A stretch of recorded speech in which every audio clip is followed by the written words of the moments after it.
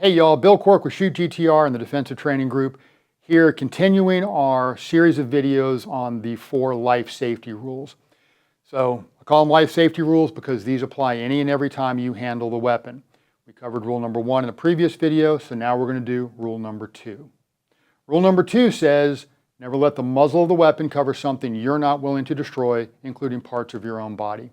That's one of the ways that I say it. There's a second way that I say it. I'm going to talk about that as well.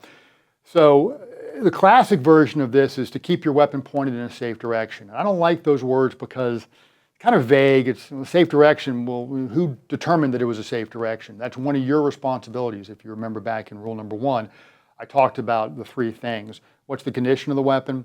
Where is it pointed, specific to rule number 2, and then where are your fingers, especially your trigger fingers. So in this case, one of your core responsibilities is where is that weapon pointed. So if we want to use those types of words, keep your weapon pointed in a safe direction, what I would say is keep your weapon pointed in a direction that you have determined to be safe, because that puts the responsibility back on you as the person holding the gun to have made sure that is in fact a safe direction.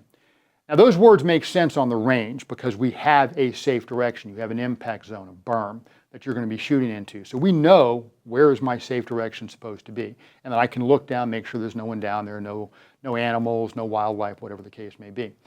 However, these are life safety rules. They apply any and every time you handle the weapon. And so if you're somewhere beyond the artificial environment of the square range, if you're in the gun store, if you were at home, if you were on the street and get involved in something real, God forbid, then where's your safe direction there? You may not have one, or it may be very much in flux. And that's why the first version that I gave you, that's why I generally use that one.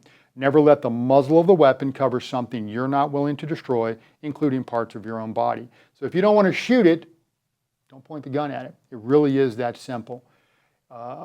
Family, friends, pets, important objects. If you don't want to shoot your big screen TV, don't point the gun at your big screen TV. Parts of your own body should be self-explanatory. But as we also said in rule number 1, that's one of those things that can sneak in as an afterthought.